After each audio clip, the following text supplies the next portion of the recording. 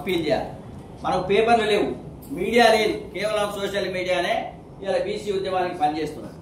ఒక పిలుపునియాలి ఒక మీటింగ్ ద్వారా, పేపర్లని మేము కొంటాం, మా న్యూస్ కూడా మా ఉద్యమం సంబంధించిన న్యూస్ కూడా మీ పేపర్లలో వేయాలని మనం డిమాండ్ చేయాలి. ఈ పేపర్లని కూడా మనం ఫోరం తెలంగాణ స్టేట్ ఈరోజు బీపీ మండల్ కమిషన్ నివేదిక సమర్పించినటువంటి బీపీ మండల్ గారి జయంతి వేడుకలు బీసీ ఇంటెలెక్చువల్ ఫోరం మరియు ఇతర బీసీ ఆర్గనైజేషన్స్ సహకారంతో నిర్వహించడం జరుగుతుంది.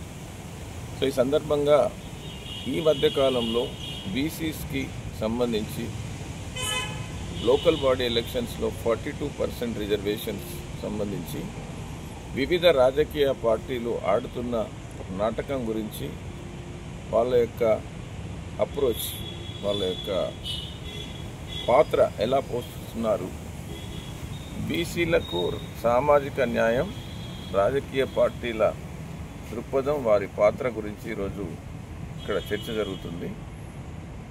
42% రిజర్వేషన్స్ ఇవ్వడం కోసం కాంగ్రెస్ పార్టీ అసెంబ్లీలో పాస్ చేసినటువంటి రెజల్యూషన్ని కేంద్ర ప్రభుత్వానికి పంపించడం జరిగింది.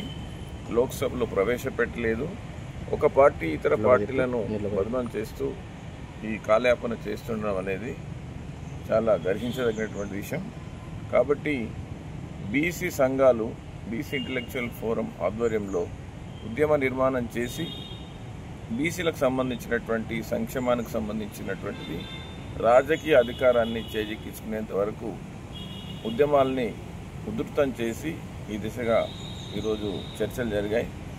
కాబట్టి ఈ విషయాన్ని బీసీ ఇంటెలెక్చువల్ ఫోరం తరఫున మీడియాతో తెలియజేస్తుంది. Thank you. ఫోరం స్థానిక సంస్థల్లో 42% రిజర్వేషన్స్ డిక్లేర్ చేసిన తర్వాతనే ఎలక్షన్స్ కండక్ట్ చేయాలని కోరుతుంది. ఒకవేళ 42% రిజర్వేషన్స్ ఇవ్వకుండానే ఎలక్షన్స్ పోయినట్లయితే ఉద్యమాలని విస్తృతపరిచి గ్రామాన మండల స్థాయిలో గ్రాస్ రూట్ లెవెల్లో ఉద్యమ నిర్మాణం జరుగుతుంది. అది ఖచ్చితంగా అడ్డుకుంటామని తెలియజేస్తుంది. ఫెయిర్ మీడియాకు స్వాగతం. మా ఛానల్ను సబ్స్క్రైబ్ చేసుకోండి మరియు మా వీడియోలను చూడండి.